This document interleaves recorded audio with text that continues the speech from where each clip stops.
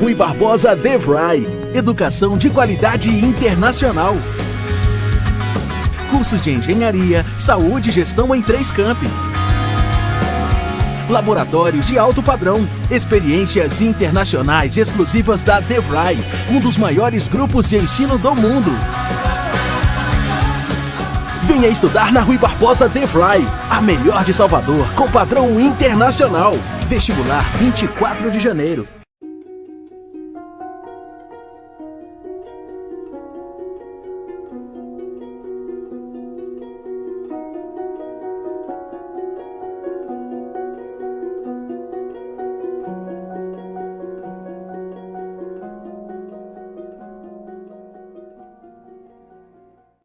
Senhoras e senhores, ouvintes da Rádio Justiça, um programa Aprender Direito do Supremo Tribunal Federal.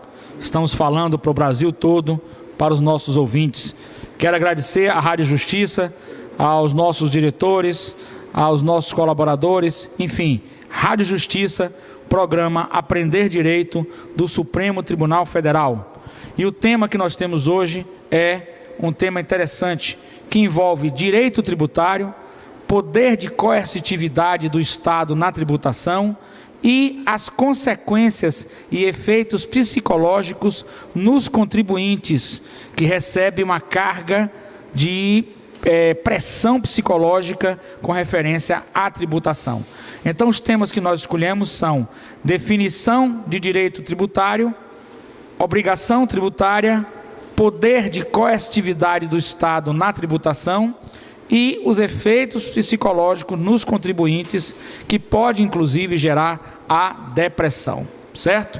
Então é muito importante que nós possamos entender bem a definição do que vem a ser o direito tributário. O direito tributário, e nós vamos ter a participação dos acadêmicos aqui, nós estamos aqui na faculdade FTC. Meu nome é Carlos Henrique Alves Martínez, eu sou professor da Faculdade Rui Barbosa, sou professor do portal Jorge Guedes, sou professor do canal youtube.com/TV Pensar Direito e sou professor do grupo FTC Faculdade Cidade aqui em Salvador. E os nossos ouvintes poderão também futuramente interagir através de e-mail, através de consultas, que nós iremos responder. Nós estamos também com nossos acadêmicos aqui de direito, já formandos, doutores, que irão também participar, interagindo sobre esse tema maravilhoso que é o poder de tributar, a questão tributária. De onde vem a origem da questão tributária? Nós sabemos que o ser humano é um ser gregário, ele não vive sozinho, ele precisa viver em grupos sociais. Esses grupos, desde a época das cavernas, os homens estavam em grupos. Então eles precisavam de a mulher cuidar dos filhos e o homem caçar, buscar alimentação. Depois eles precisavam de abrigo. E aí começaram as suas necessidades para que pudessem se tornar seres humanos civilizados, começaram a ter uma complexidade naquele grupamento social. Essa complexidade naquele grupamento social teve que ter uma eleição de um chefe, teve que ter eleição de um líder, e por aí lá vai. Evidentemente chegou um ponto que esse grupamento precisava de necessidades coletivas, e essas necessidades coletivas precisariam ser arrecadadas. Então, daquela caça, daquela pesca, começou-se a ter uma reserva. Essa reserva era para o chefe do grupo, e esse chefe do grupo distribuía para todos em benefício da coletividade. Este é um conceito primário do que vem a ser o direito tributário. No futuro, a sociedade, como todos nós sabemos, tornou-se muito complexa e muito grande, muito abrangente. E nessa abrangência dessa sociedade, o que é que surge nessa abrangência dessa sociedade? Surge então o direito tributário. O que é que significa? O Estado precisa arrecadar dos particulares, dos cidadãos, para que possa utilizar este dinheiro em benefício da coletividade, como construção de estradas, construção de escolas, enfim, segurança pública, saúde, evidentemente, justiça. Nós tivemos depois a tripartição de Montesquieu, que nos coloca a divisão dos poderes, né? Unos independentes e harmônicos entre si: poder executivo, poder legislativo e poder judiciário. Poder legislativo faz as leis, poder executivo administra as cidades, né? E o Estado, e o poder judiciário aplica a lei ao caso concreto quando há um conflito, quando há dúvida. E o poder tributante do Estado é um poder de império. O Estado tem o poder de invadir o patrimônio do particular, desde quando isso esteja expresso em lei, e a partir daí arrecadar. Essa arrecadação tem uma finalidade. Qual seja a finalidade da arrecadação? A finalidade da arrecadação é justamente poder atender à necessidade da coletividade. Uma das necessidades da coletividade: quando o cidadão ficar mais idoso e não puder mais trabalhar, ele receberá um dinheiro, né? Ele será aposentado, ele será pensionista, e esse dinheiro é para suprir suas necessidades básicas. Não é justo que a gente tenha na sociedade uma pessoa que trabalha a vida toda e que essa pessoa, ao final de sua vida, não tenha o benefício de poder ficar em casa, poder descansar e etc, etc, poder ter seus remédios, ter sua saúde, sua alimentação garantida. Para isso, ela contribui com o INSS, né? É o Instituto Nacional de Seguridade Social. É uma forma de tributação. Ela contribui com o INSS, todos contribuem com o INSS para amparar as pessoas mais idosas. Então, é um Estado democrático social, é um Estado democrático que pensa na coletividade, que pensa nos outros. E aí nós vamos à definição do que vem a ser a questão tributária e das relações jurídicas. Então nós temos: sempre que duas pessoas ou mais pessoas, sejam naturais ou jurídicas, protegidas ou amparadas pelo direito, fazem convergir seus interesses para um objeto comum, o resultado é o estabelecimento de uma relação jurídica, que pode ser de direito público ou de direito privado, conforme seu objeto. A relação jurídica é de direito privado quando o objeto seja do proveito ou da utilidade das pessoas particulares e das instituições e empresas privadas. Porém, pode acontecer, entretanto, que o Estado integre esta relação nas condições de um particular e não como ente público. Assim, o vínculo jurídico mantém-se, nesse caso, como de direito privado. Isso ocorre toda vez que o Estado, por exemplo, adquire bens para a composição do seu patrimônio, ou quando aluga um imóvel para instalações de uma repartição pública. Neste caso, nós estamos diante de uma relação privada. Porém, por outro lado, a relação é jurídica de direito público quando se observam os seguintes pressupostos. Letra A: o Estado é, pelo menos, uma das partes envolvidas na relação. Letra B: o Estado é o titular do direito. E aonde o Estado é titular de direito? Vamos à participação dos nossos acadêmicos. Aonde o Estado é titular do direito? Quando ele tem o poder de tributar. Então, por favor, venham até aqui os acadêmicos para já falar desse poder tributar de forma simples, de forma tranquila, nesse debate que nós estamos fazendo e nesse programa Aprender Direito da Rádio Justiça do Supremo Tribunal Federal. Quero aqui render homenagens à Rádio Justiça e à produção, posto que o programa é um programa extremamente educativo, transmitido via rádio FM para Brasília e Goiânia e transmitido via internet para o Brasil todo. Assistam o programa Aprender Direito. É um programa que leva à sociedade conhecimento jurídico. E a sociedade tem o direito de conhecer o direito. Não é? Conhecer os seus direitos é seu direito. Então, meu querido acadêmico aqui, nós estamos nesta questão que nós estamos levantando sobre o Estado ser o titular do direito de tributar. Qual é a sua opinião é sobre essa questão. O Estado ser o titular do direito de tributar.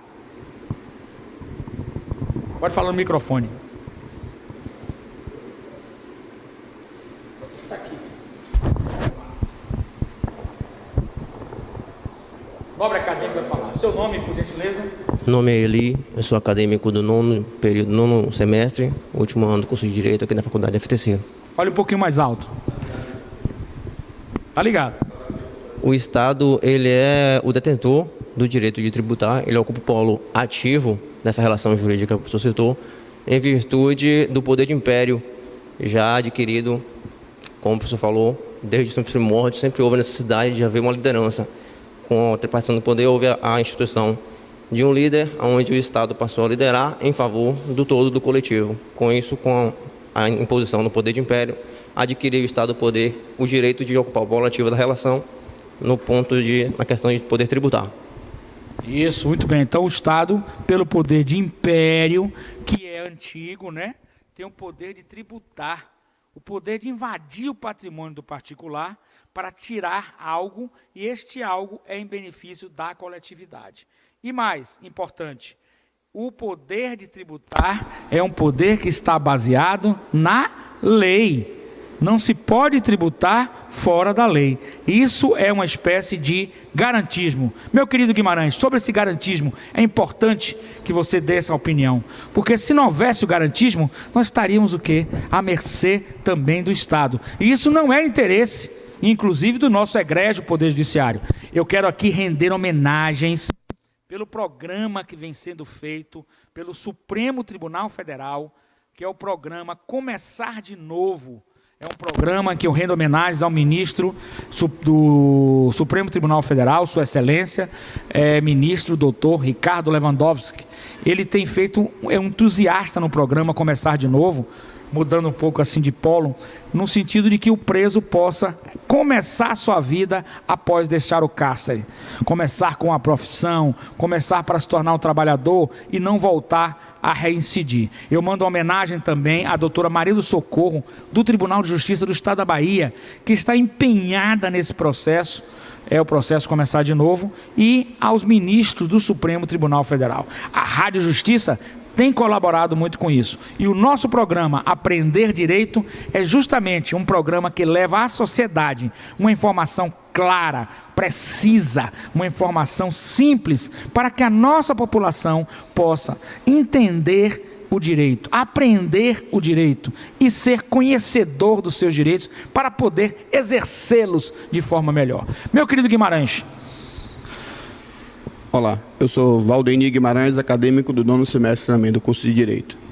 A importância do garantismo no direito tributário, creio que é para promover a ordem pública, porque garantindo os direitos que as pessoas vão exercer em seu patrimônio, em pagar o tributo de forma correta, ou na área pessoa física ou pessoa jurídica, vai ter a oportunidade de você também ser preservado de que o Estado não venha adentrar no seu patrimônio e de forma até agressiva vinha prejudicar o contribuinte ou o proprietário do bem.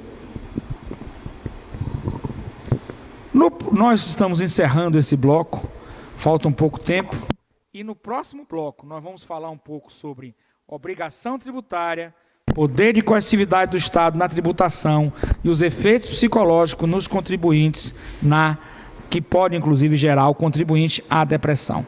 Eu gostaria também de ouvir o colega aqui sobre essa questão também do garantismo. Se não houvesse o garantismo, como seria esse poder de tributar? Ou outro colega que queira participar também.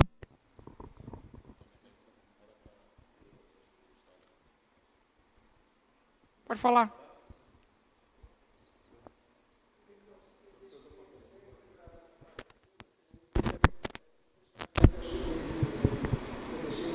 Se eu deixar aberto,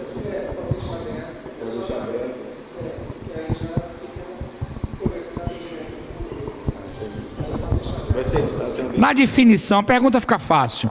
Na definição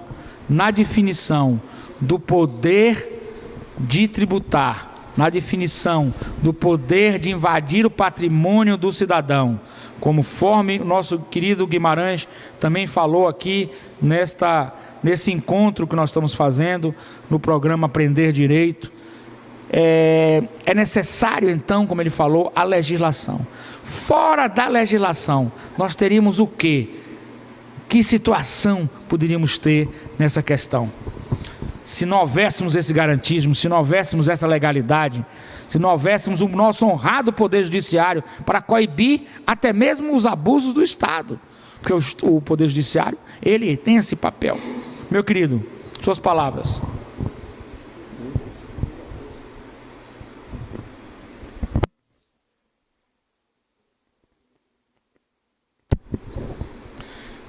Bom dia, meu nome é Alcides Coelho, eu sou aluno da FTC do 6º semestre.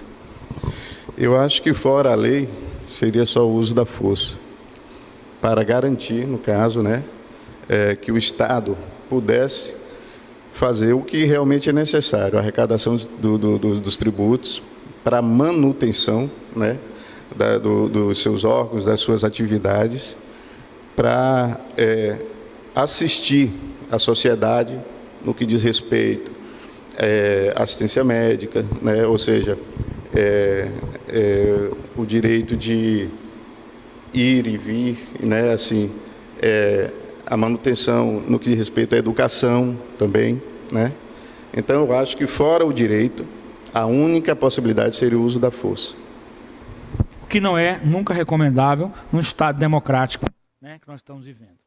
No próximo bloco, nós vamos continuar o nosso debate sobre obrigação tributária, poder de coercitividade do Estado na tributação e os efeitos psicológicos nos contribuintes, que pode, inclusive, gerar depressão ao contribuinte. É preciso cautela, porque nosso sistema também é extremamente humanista. Programa Aprender Direito, da Rádio Justiça.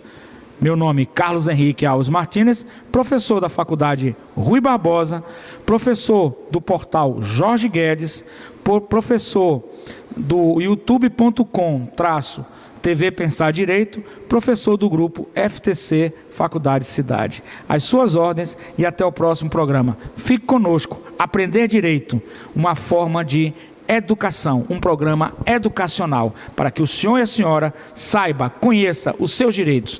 Conhecer os seus direitos é um direito seu, inalienável. Muito obrigado, até o próximo bloco.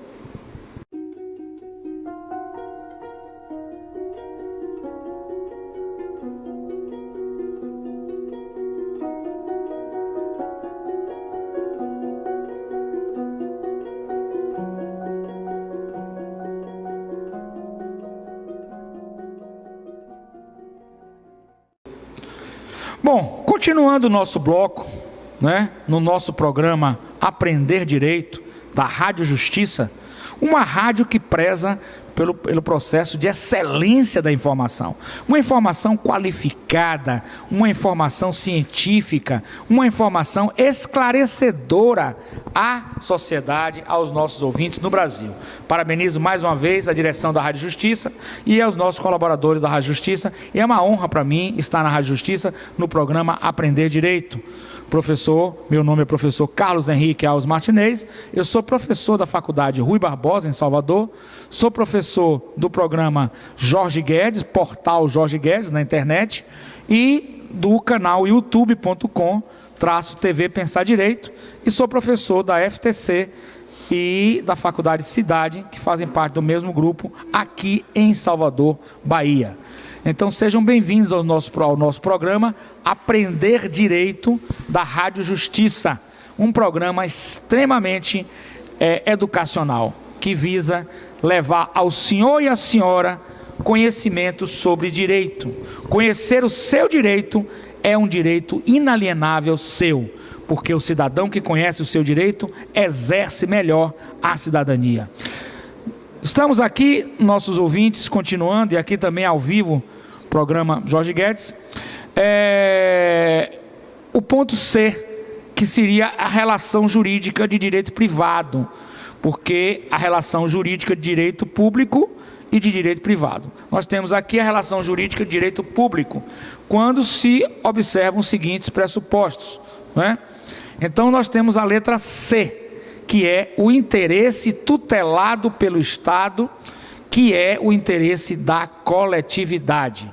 Isso nos é dito pelo grande professor Adilson Rodrigues Pires, que eu rendo aqui homenagem, Adilson Rodrigues Pires, pelas suas obras. Ele nos diz que o interesse do Estado, nessa relação jurídica de direito público, é tutelar os interesses da coletividade. Então, é muito interessante que a sociedade compreenda que quando o senhor e a senhora vai ao supermercado comprar um produto, vai à lanchonete fazer um lanche, vai comprar um carro, o senhor e a senhora está pagando tributos. E esses tributos têm uma finalidade muito importante para a nossa sociedade democrática. Qual é essa finalidade? É o da linha C que nós estamos estudando. É o interesse tutelado do Estado, né? Que ele visa o interesse maior, que é o da coletividade. Arrecadar tributos para trazer de volta esses tributos para a sociedade, para a construção de estradas, para a construção de escolas, para a saúde, para a manutenção da máquina estatal funcionando para atender a coletividade. Então, todo o processo de tributação tem um interesse maior, um interesse coletivo, servir à coletividade. Prosseguindo, nós temos que a definição de direito tributário. O Estado, no exercício do chamado poder de império, e esse poder de império vem de longas datas, onde o Estado podia fazer tudo, e hoje nós evoluímos, né? Nós evoluímos tanto na tripartição de Montesquieu, né? Que divide o Estado é uno, mas o divide em três, poder executivo, legislativo e judiciário, quanto na questão liberté, égalité, fraternité, que foi a Revolução Francesa, que permite com que o Estado possa realmente ser legalista para justamente poder cobrar o imposto dentro da legalidade. Evidentemente que a gente se recorda, todos nós, eu gostaria de ouvir os acadêmicos também que estão aqui, os nobres doutores, que na época de Roma antiga, né, na época que Roma, na Judéia, né, você tinha aqueles que eram os que arrecadavam os impostos e de forma arbitrária tiravam do povo, o povo era extremamente explorado. Guimarães, com referência a essa arrecadação brutal, e para a nossa arrecadação agora, houve uma evolução. De qualquer maneira, houve uma evolução. A gente tem que compreender que houve. Houve, inclusive, que nós temos um poder judiciário, que dentro do Estado Democrático de Direito, pode se opor ao Estado. Pode dizer, o poder judiciário tem independência. E ele pode dizer ao Estado, certo? Mesmo fazendo parte dele, porque ele é quem diz o direito ao caso concreto, ao poder judiciário, ao nosso egrégio poder judiciário. E aí nós estamos assistindo decisões do Supremo Tribunal Federal, que são decisões coerentes, sensatas, e que têm realmente coibido, como guardião da Constituição Federal, mais uma vez, a homenagem ao doutor Ricardo Lewandowski, Sua Excelência, o ministro, que tanto tem feito na sua administração. Então, houve uma evolução da época de Roma Antiga, que dominava o povo judeu, né, e cobrava impostos de forma arbitrária, para hoje, nosso querido Guimarães. Concordo e afirmo que houve evolução, mas não houve mudança, porque nesse tempo de Roma dizia dar a César o que é de César, né? Então já se pagava o tributo e se pagava de forma leal, mesmo que fosse de forma agressiva, arbitrária, que coibisse as pessoas a contribuírem, mas houve de certa forma a evolução, porque hoje, como o senhor já citou, o Poder Judiciário ele está aí também para atuar, para poder regulamentar e para também proteger o contribuinte, porque o Estado não pode, de forma coercitiva e agressiva, invadir o patrimônio também e, de forma tributária, agredir o contribuinte. Deve-se exercer uma forma com evolução de forma educacional, ensinar ou colaborar com o crescimento das pessoas jurídicas, que eles compreendam, de certa forma, como esse processo deve evoluir. Porque tem muitas pessoas que iniciam na pessoa jurídica, mas não sabem o passo a passo, como deve ser, e os fiscais ou os funcionários, né, do Estado na área de tributação chega de forma até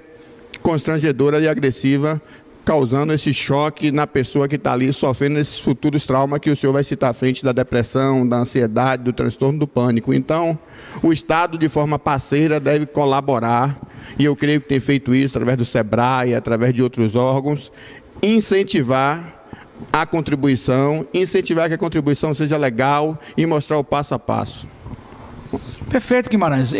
O nobre acadêmico tem mais uma opinião, mas eu gostei muito da opinião do nosso colega Guimarães, né, acadêmico aqui da Faculdade FTC, no sentido de que o Estado, na realidade, numa visão mais moderna, Guimarães, você falou muito bem, ele se torna um parceiro, porque na realidade estamos todos unidos na sociedade. Se o Estado arrecada, é para trazer benefícios à nossa sociedade, não é verdade? E o contribuinte, se paga seus impostos, fica em dia com suas obrigações tributárias, podendo ter suas certidões para participar de concorrências públicas, não é verdade isso? Então ele também vai se sentir bem em fazer isso. E o Estado deve ser uma nova visão, uma nova política tributária, como um parceiro nas empresas, que busque orientá-lo, que busque justamente proporcionar o aumento da arrecadação dentro da legalidade, não é verdade? Mas como um parceiro. Em última razão de ser, em última ratio, ele usaria então o poder de coercitividade e iria fazer o que nós chamamos nesse poder de coercitividade a invasão ao patrimônio e o constrangimento para arrecadar. Mas antes ele deve ser parceiro. Esse é um processo educacional que nós devemos levar a toda a sociedade. Com certeza, acredito que os nossos fiscais, os nossos auditores no Brasil todo já estão com essa consciência de que devem ser esses parceiros e não o que era no passado, aquela coisa, né, de retirar à força o patrimônio do cidadão, das empresas, a fim de cobrar impostos de forma coercitiva, ao extremo, ao pé da letra, porque esse poder de coercitividade também tem limitações ao poder de tributar. Meu querido. Professor, só fazendo um complemento aqui, no caso, ao que o colega aqui falou. Na época de Roma, né, os cristãos, né, já reconhecia o direito realmente do Estado, apesar do Estado exercer, né, Roma exercer a sua cobrança de tributo do jeito que ela exercia, mas na época, Jesus, quando foi questionado, naquela época, ele era um líder, né, um líder civil na época, um líder religioso, e foi colocado a ele uma moeda e disse para ele assim: é lícito pagar tributos a César? Então, havia a lei que determinava o pagamento de tributos, mas queriam pegar ele naquela questão de ele ser contra as leis. E ele disse assim: o que tem do lado dessa esfinge, desse outro lado? Ele disse: tem a esfinge de César, a figura de César. Aí ele disse assim: dê a César o que é de César e dê a Deus o que é de Deus. Então, ali ele confirmou, ele cumpriu ali a lei que determinava que o tributo que era solicitado por César pelo Estado romano, ele deveria ser pago. Mas eu tinha uma pergunta aqui, professor, para fazer ao senhor o seguinte: o direito tributário, ele é o ramo do direito que ele regula a relação jurídica do Estado com o contribuinte. Agora, a gente sabe que o Estado, usando das suas atribuições, do seu poder, ele de forma coercitiva, ele chega para receber determinados tributos, ele age de forma imperativa até, né, para poder conseguir o seu resultado, a sua finalidade. A pergunta que eu tenho para o professor é o seguinte: o senhor consegue ver possibilidade de equilíbrio nessa relação futura, onde não possa, assim, a gente possa ver assim, essa continuidade dessa forma, às vezes, do Estado exercer a sua cobrança, exercer um direito legal, mas que ele às vezes exerce de forma que a gente sabe que é de forma imperativa? Perfeito, a pergunta é muito boa. Eu acho que nós temos que evoluir, mesmo que em alguns momentos estejamos, como o colega falou, concordo, muito interessante, nosso nobre acadêmico, ainda atrasados. Quando a gente pensa no Estado que vai invadir o patrimônio do particular, constranger, certo? Cobrar, multar, pelo menos a primeira visita, evidentemente, né? Então isso é um atraso, na nossa opinião. A sociedade, o ouvinte da Rádio Justiça, sabe que isso é um atraso. Mas nós estamos evoluindo. Nós estamos evoluindo, porque a própria tributação, o próprio sistema tributário, já começa a pensar, tenho certeza absoluta, já que já evolui, os próprios auditores, os próprios fiscais, no sentido de que tenhamos uma forma mais equilibrada, você falou muito bem, das relações Estado, poder tributante, ente tributante e o contribuinte, para que possamos realmente, justamente, arrecadar inclusive mais, e diminuir a evasão, diminuir a sonegação fiscal, porque aí o contribuinte vai estar mais aberto a pagar os seus tributos, evitando assim essas formas coercitivas. Penso que é um processo evolutivo, e penso mais ainda, da época de Roma para hoje, um pensamento meu, é que houve uma evolução, porque você não poderia processar o Império Romano. Se você não quisesse pagar o imposto, ou achasse aquele imposto injusto, mesmo que ele tivesse em lei, você não poderia processar o Império Romano. Era difícil processar o Império Romano, muito difícil, porque era realmente um sistema meio ditatorial. Não sei se o colega concorda, eu acho que é importante.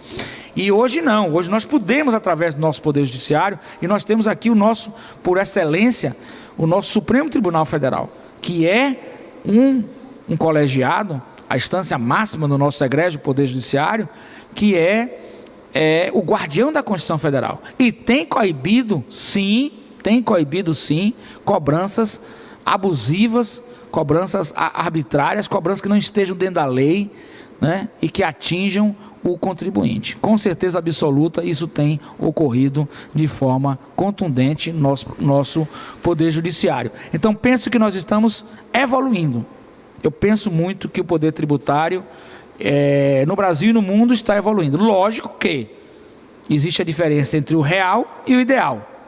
E nós, seres humanos, por sermos imperfeitos, a sociedade também é imperfeita, nós vamos estar sempre na busca do ideal através do sentir o real, e essa evolução é constante, eu não tenho dúvida disso. E nós estamos evoluindo muito isso. Quero aqui também agradecer a Ordem dos Advogados do Brasil, Seção Brasília, Seção Bahia, Seção Sergipe, Minas Gerais, eu mando um abraço, São Paulo também.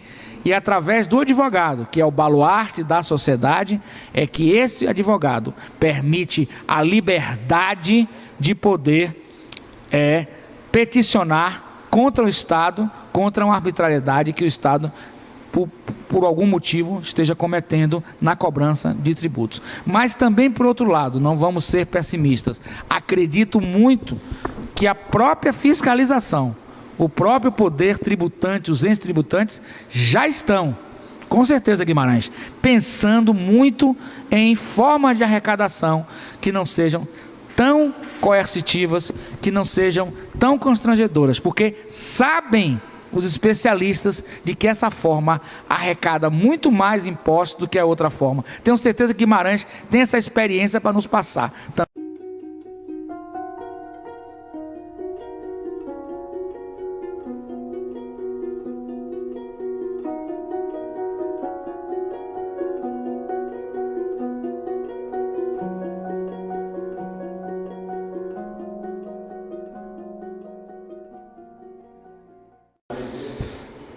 Senhoras e senhores, ouvintes da Rádio Justiça, meu nome é professor Carlos Henrique Alves Martinez, eu sou professor de Direito e Psicologia da Faculdade Rui Barbosa, professor de Direito e Psicologia do portal Jorge Guedes na internet, professor de Direito e Psicologia e Sociologia do youtube.com youtube.com/TV Pensar Direito, professor de Direito Tributário, Direito e Psicologia, do grupo FTC e da Faculdade Cidade, aqui em Salvador, Bahia. É um prazer, estou também em Brasília, constantemente, é um prazer estar na Rádio Justiça, no programa Aprender Direito. Quero render homenagem aos nossos diretores da Rádio Justiça, aos nossos jornalistas, colaboradores, ao meu grande amigo aí da Rádio Justiça, Pedro Beltrão. Um grande abraço para você, Pedro, que é um colega, um amigo, um companheiro aí de Brasília.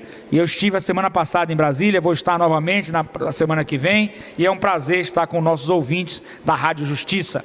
Vamos continuar o nosso programa com os nossos temas.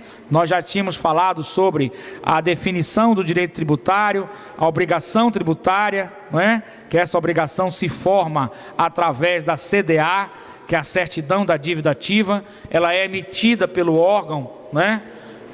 O ente tributante, e ela habilita para que o ente tributante possa ajuizar uma ação, caso o contribuinte não pague, e essa ação é uma ação de execução fiscal, através da CDA. Antes, porém, é oportunizado todo tipo de defesa administrativa nos órgãos, nos entes tributantes, e eles fazem a defesa administrativa em caso de perda, caso de sofrer uma derrota, foi indeferido, e o órgão aí pode emitir a certidão da dívida ativa e ajuizar uma ação de execução fiscal.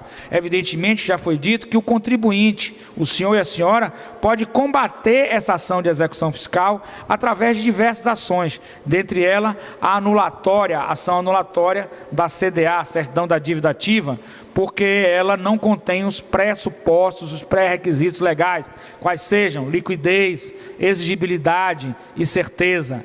Pode então, porque a CDA tem que ter liquidez, ser líquida, valor certo, tem que ter certeza daquele valor, certo? E tem que ter a exigibilidade, ou seja, ser exigível dentro dos ditames da legalidade. Então, passando da obrigação tributária, vamos ao poder de coercitividade do Estado na tributação. O Estado tem poder de coercitividade para o ius puniendi, quando o cidadão comete um crime. Ele pode puni-lo, pode inclusive privar esse cidadão do seu direito de ir e vir, pode inclusive condená-lo à prisão.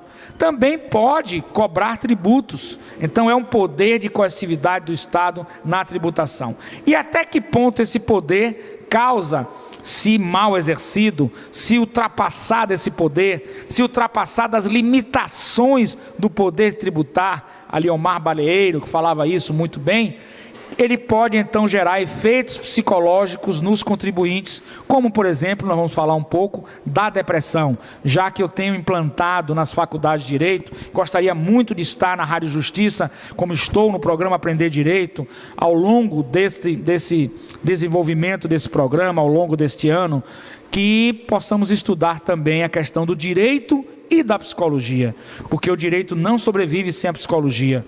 A psicologia é importante para o direito. O direito é o dever ser, e é um comportamento, e a psicologia estuda comportamentos, inclusive comportamentos desviantes.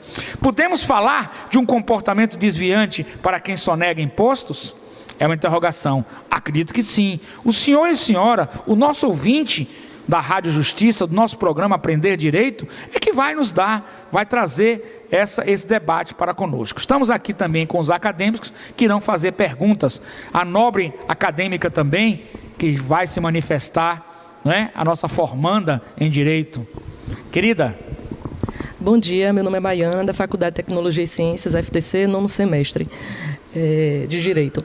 Eu gostaria de fazer, professor, um link em relação à questão da coercibilidade do Estado, justamente com a questão da Idade Média, em que eram que se cobrados tributos, e esses tributos eles não vinham para manutenção a favor da sociedade, né? Não vinham para ajudar a sociedade. Eram simplesmente cobrados tributos, se cobravam tributos até para morrer, como o tributo da mão morta, por exemplo, que para que o seu filho viesse a herdar a sua herança, viesse a ter a sua herança, o pai tinha que pagar esse tributo da mão morta, como outros tributos, até para atravessar uma ponte, cobravam-se esses tributos.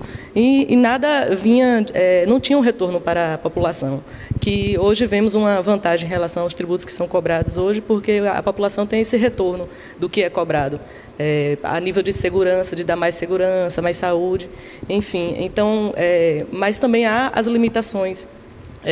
Que limite ainda poderia existir hoje com relação à questão do poder de tributar?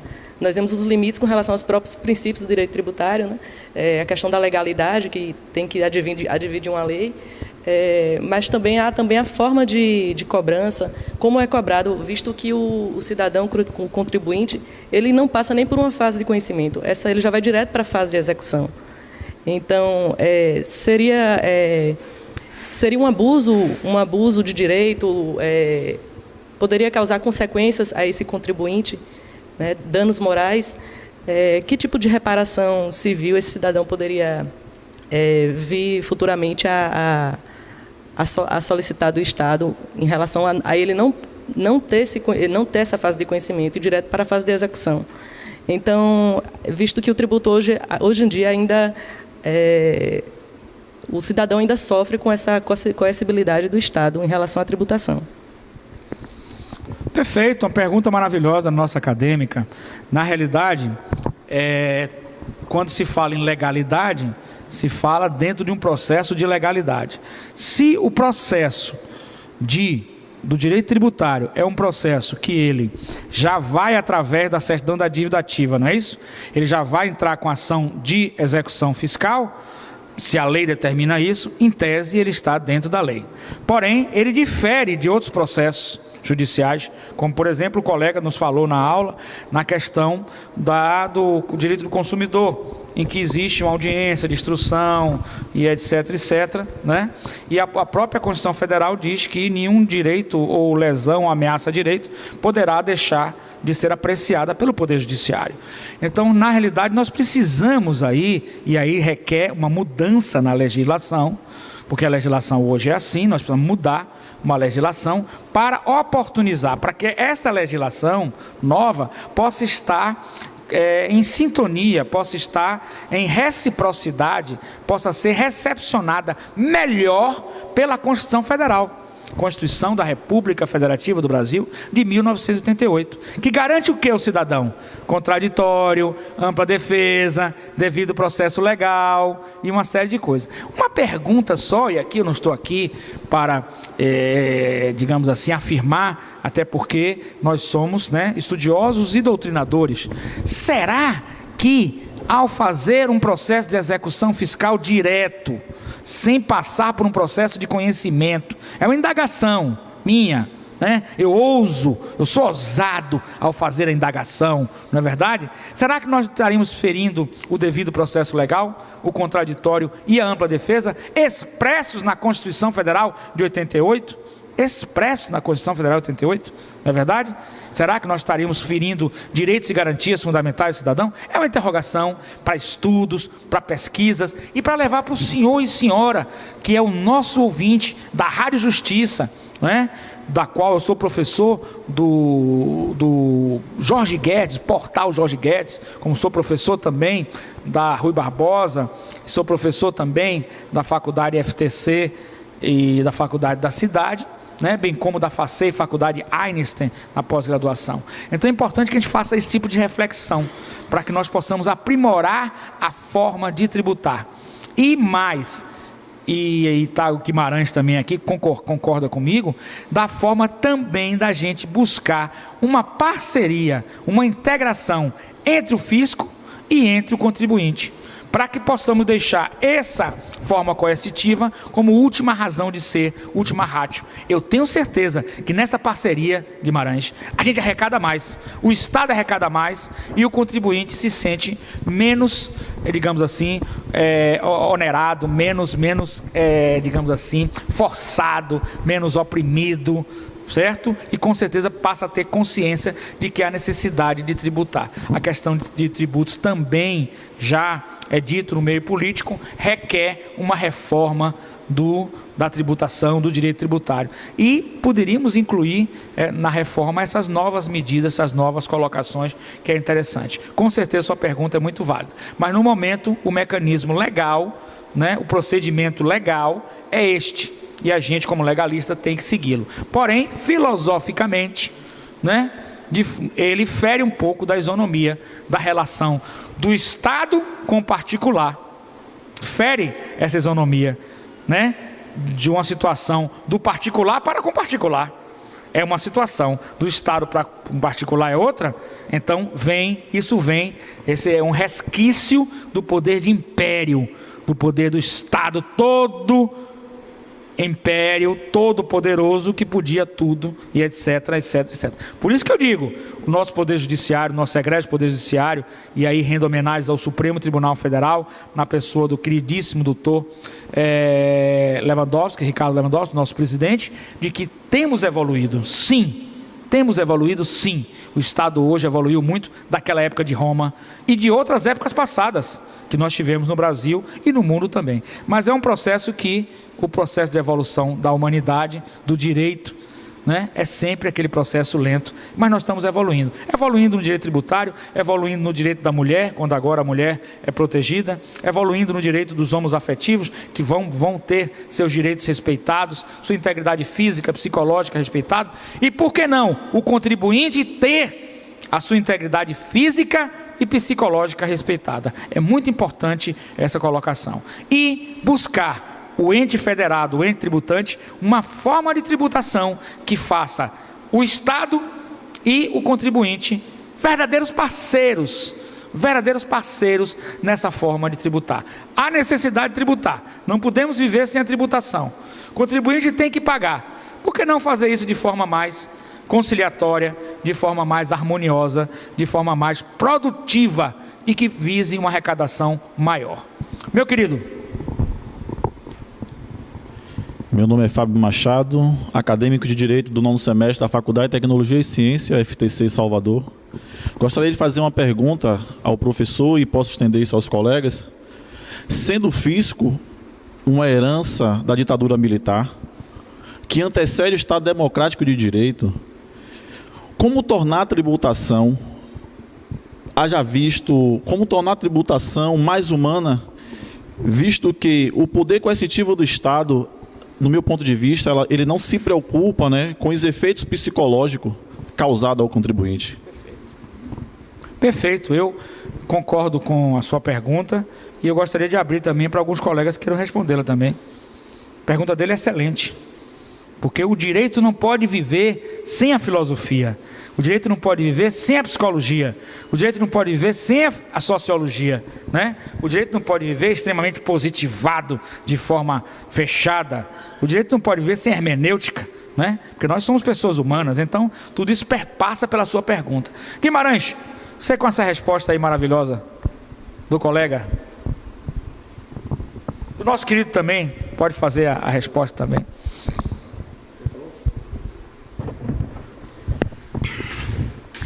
Professor Carlos e meu colega aqui, eu percebo o seguinte, o Estado, ele não tem essa preocupação, né, e essa visão de saber qual é o resultado que a sociedade, que o contribuinte vai ter com a sua forma de se cobrar determinado imposto, a maneira da execução dessa cobrança, ele não tem essa preocupação. Eu vejo que a psicologia, ela permite a percepção desse resultado, né? O que acontece, né, com o contribuinte quando ele de forma imperativa pelo Estado, de forma assim coercitiva, ele sofre essa invasão em seu patrimônio, em seus bens, né? assim, sem o que a gente percebe que seria o direito de se defender, na verdade, né? Primeiro o Estado vem, atua, toma, e depois diz assim, agora você se manifeste. Então, imagine a gente, professor, em casa, é como se uma pessoa invadisse a nossa casa e dissesse assim, eu vou levar isso aqui. Não, mas isso aqui é meu. Agora isso aí você vai procurar ver depois. Mas eu estou determinando agora que isso aqui é meu. Então, assim, o ramo da psicologia é uma área que permite se perceber o constrangimento, né, a insatisfação, né, e os danos, né, que são causados por certas ações do Estado, no que diz respeito ao nosso psicológico. Realmente, como se vê, né, aí fora, na prática, a pessoa fica, às vezes, abalada de tal forma que não consegue produzir, não consegue trabalhar, não consegue dar continuidade, até de forma a tentar resolver aquilo, trabalhar para resolver aquilo, produzir para poder pagar aquilo. Então, assim, eu percebo que o Estado não tem essa preocupação, né? Mas a psicologia, né, a psicanálise, então, ela permite a gente conhecer esse outro lado da moeda, desse resultado. Então, o que nós estamos aqui trabalhando é justamente isso, é que é preciso que o Estado tenha uma nova política, né?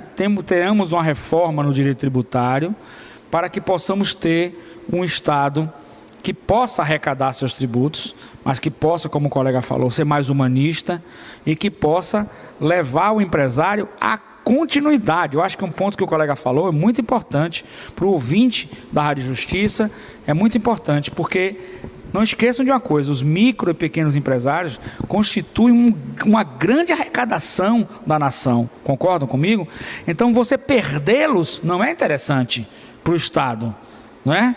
Então, o Estado deve criar esse mecanismo, já está, inclusive, a legislação tem sido simplificada, isso é verdade, mas deve criar mecanismo no sentido de orientar. O processo de fiscalização passa por um processo de orientação, de conscientização, para manter aquela empresa, aquele pequeno empresário vivo, porque ele é peça importante na engrenagem tributária, ele é peça importante no dever do Estado de cuidar da coletividade. O Estado precisa arrecadar dele, o Estado precisa dele, assim como o Estado precisa que ele continue, que dê continuidade à sua atividade. Então, esse lado psicológico é muito importante que possamos mudar a política tributária, possamos modificar a legislação tributária, a reforma tributária é essencial, com certeza, com novos parâmetros, que também ajudem o contribuinte a poder, digamos assim, estar vivo e contribuindo,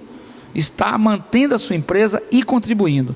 Fora disso, nós estaremos perdendo aqui, acolá, um contribuinte importante, e o prejuízo é do Estado, que com certeza deixa de arrecadar. A questão que nós estamos falando, os efeitos psicológicos nos contribuintes com referência à depressão, é muito importante que a gente entenda que o contribuinte imaginemos que ele tem um pequeno comércio, e é isso que é importante que a gente possa entender, que o contribuinte que tem um pequeno empresário, se ele se sentir muito pressionado na carga tributária, se ele não consegue atingir aquela carga tributária, entre ele pagar o funcionário, entre ele retirar uma prolabore para a sua alimentação sua e de sua família, ele vai optar naturalmente, como ser humano, psicologicamente, por esses dois bens, né, que são mais importantes para ele. Vai criar uma bola de neve, vai criar uma dívida tributária. Não podendo pagar, tenho certeza que todo brasileiro, brasileira, pessoas honestas e íntegras, poderão cair num processo de um efeito psicológico de depressão. E essa depressão, ela entra em uma triade cognitiva, que leva ao quê? Leva a uma visão negativa da vida, leva a uma apatia, leva a um desânimo e leva a uma paralisação total das atividades, necessitando ele agora aí gastar com um terapeuta, gastar com um psicólogo, para depois voltar às suas atividades. E quem sabe, nesse meio termo, as suas atividades são encerradas. Então, essa transmissão desse conhecimento educacional se torna muito importante. E o caminho é a reforma tributária, com certeza absoluta, e a vontade política dos entes tributantes de criar, pelo menos inicialmente, um contato com o contribuinte de parceria, de orientação, de ajuda, de que ele possa se abrir para o fisco e mostrar a situação dele, e o fisco tenha capacidade de buscar orientação para caminhos que ele possa ser tributado e ele possa assumir compromissos com o fisco, de honrar principalmente os tributos, os impostos, porque ele sabe que é importante para a nação, é importante para a tributação. O nosso tempo está se esgotando. Eu gostaria muito de agradecer à Rádio Justiça, na pessoa dos nossos diretores. Gostaria de agradecer muito o Supremo Tribunal Federal, já que a Rádio Justiça também é um vínculo do Supremo. Gostaria de agradecer muito o programa Aprender Direito. Gostaria de agradecer aqui os acadêmicos que estão aqui, com toda a boa vontade, com toda a participação.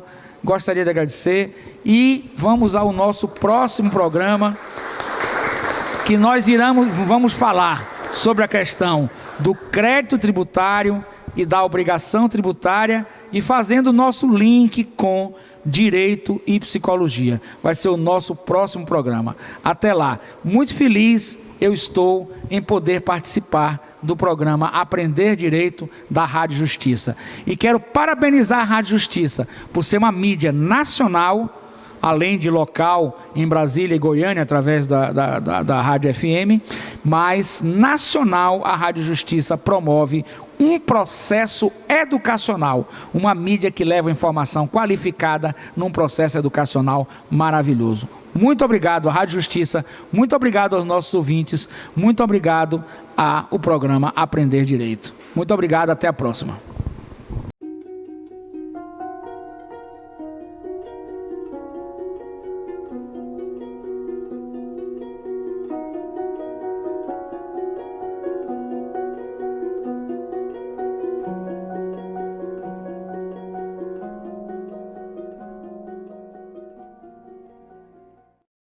Área 1 DeVry, referência em engenharia. 100% engenharia com educação de qualidade internacional da DeVry. Laboratórios com alta tecnologia. Experiências internacionais dentro e fora do país. Área 1 DeVry, engenharia com qualidade internacional. Vestibular 24 de janeiro.